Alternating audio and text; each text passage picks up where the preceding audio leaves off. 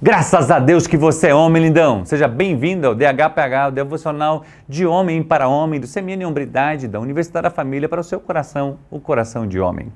Como poderemos definir ousar? Seria aquela pessoa que não mede consequências e toma as decisões? Aquele que toma a frente? Aquele que pensa antes de agir?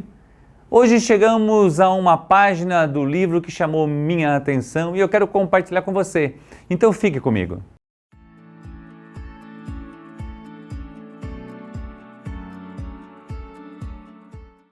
Paul Cole compartilhou em letras garrafais em uma das páginas do seu livro Homens Ousados. Eu quero aproveitar aqui e indicar esse livro para você.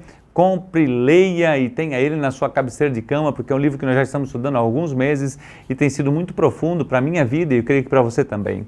E a primeira frase que ele coloca é: ousar é ser maduro mesmo quando a imaturidade é o lance do momento. Agora, o que significa ser maduro? Maduro significa em estado de produzir efeito ou resultado que se esperava.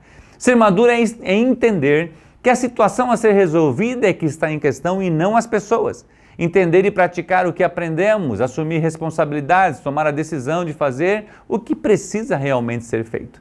Quando vivemos em um ambiente onde a irresponsabilidade é permeada pela maioria, precisamos entender que em nossa casa precisa ser diferente, em nossa vida precisa ser diferente. Josué, no capítulo 24 e 15, diz assim: porém, se vos parece mal aos vossos olhos servir ao Senhor, escolhei hoje a quem servais. Se aos deuses a quem serviram os vossos pais, que estavam além do rio, ou aos deuses dos amorreus, em cuja terra habitais. Porém, eu e a minha casa serviremos ao Senhor. Uau! Mesmo que a imaturidade seja o lance do momento, fomos chamados para fazer a diferença. Josué fez a escolha, e você? Qual escolha você está fazendo? Chega de homens com a cabeça de meninos, sejamos o que fomos chamados a ser, homens de verdade, homens que estão dispostos a lutar pelas suas famílias, pela educação dos seus filhos, por sair das dívidas, por buscar um novo a cada dia. Li um livro estes dias, o autor mencionando uma conversa com um homem de mais de 80 anos e muito conhecido pelo seu conhecimento, pela sua maturidade, pelas suas experiências e pelas centenas de livros que ele tinha lido, e perguntou: por que o senhor continua lendo ainda? E ele respondeu: procuro sempre dar uma comida fresca para as pessoas. Uau! O homem ousado busca o novo, não se acomoda, busca conhecimento e aplica na sua vida. Não entre nessa onda da imaturidade, pois a maturidade não vem com a idade, mas com a assumir ou aceitar a responsabilidade. Se tem filho fora do seu casamento, assuma a responsabilidade de ser pai, pague a pensão, tenha tempo com o seu filho e pare de dar desculpas e colocar a culpa na sua ex-esposa. Seja homem, faça a diferença, assuma a responsabilidade. A segunda frase que me chamou a atenção, que Paul colocou nesse livro é: ousar é criar a sua vida na palavra de Deus e não nas palavras das pessoas. Uau! Quero colocar alguns textos bíblicos para fundamentar essa frase, por acho que isso é imprescindível para nós. Gênesis, no capítulo 26, 1 e 2, a Bíblia fala assim: houve fome naquela terra, como tinha acontecido no tempo de Abraão. Por isso Isaac foi para Gerar, onde Abimeleque era o rei dos filisteus. O Senhor apareceu a Isaac e disse: não desça ao Egito, procure estabelecer-se na terra que eu lhe indicar. Lá no versículo 6, ele relata: assim Isaac ficou em Gerar. E no versículo 12, ele traz a consequência da ação de Isaac de não ir com a galera para o Egito, mas obedecer a Deus. A Bíblia fala lá no versículo 12: Isaac formou lavoura naquela terra e no mesmo ano colheu a 100 por um, porque o Senhor o abençoou. O homem enriqueceu e a sua riqueza continuou a aumentar até que ficou riquíssimo.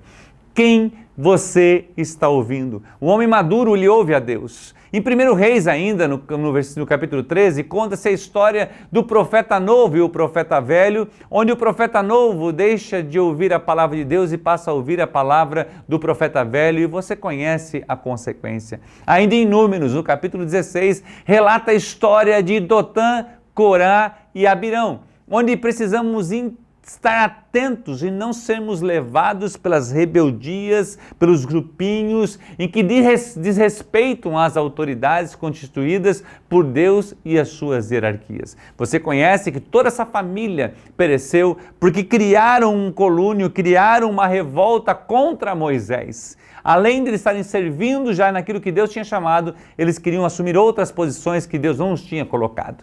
Então nós precisamos entender que um homem maduro entende aonde ele está. Moisés era o líder, a família de Arão eram os sacerdotes, eles já tinham as suas funções, mas foram incitados pela cobiça em seus corações. Quem estamos ouvindo?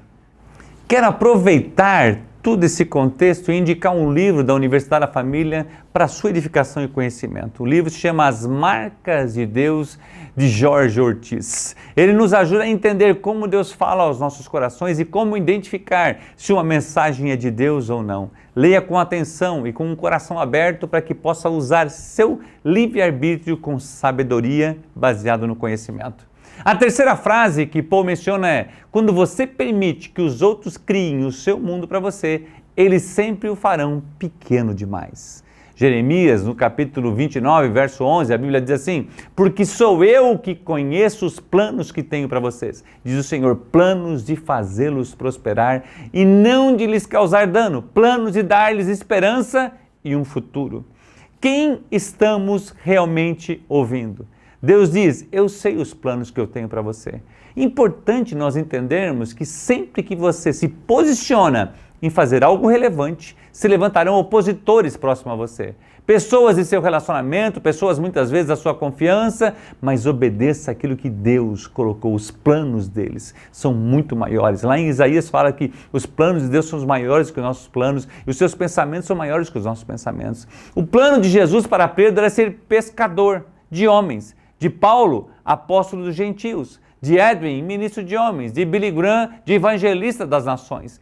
Busque a ouvir a voz de Deus e nunca diga que não tem condições de fazer o que Ele pediu, pois a capacitação vem dele sempre. Se os outros menosprezam seus humildes começos, continue a ser ousado, olhar para o foco, o objetivo que Deus colocou em seu coração. Não pare, mesmo diante das dificuldades, avance, continue, comece, se precisar recomeçar, recomece, termine aquilo que você começou, dê passos de fé, pois os caminhos que Deus tem para vocês são enormes. Fomos criados para a grandeza e não para a mediocridade. Pense grande, disse o seu Jorge, comece pequeno, faça rápido e com perseverança. Vamos mudar o Brasil tocando o coração dos homens, começando com pequenos grupos e não iremos parar. Começamos encontros de homens com 80, 90, 100, já temos chegado a alguns lugares a mais de 1000 homens e ainda encheremos um estádio de homens que estão buscando ser semelhante a Cristo e eu quero que você faça parte dessa grande rede de homens. Vamos caminhar conosco, participe dos nossos cursos na busca da hombridade, se capacite a liderar grupos, converse com o seu pastor sobre. Pode parecer pequeno o seu trabalho, mas para aquela esposa e filhos que está sendo coordenada, tem um sacerdote, o homem da sua casa, fará uma diferença geracional para a glória de Deus. Porque hombridade e semelhança a Cristo são sinônimos. Nós somos CMN, nós resgatamos homens, nós resgatamos famílias, nós resgatamos o Brasil. Que Deus te abençoe e um grande abraço.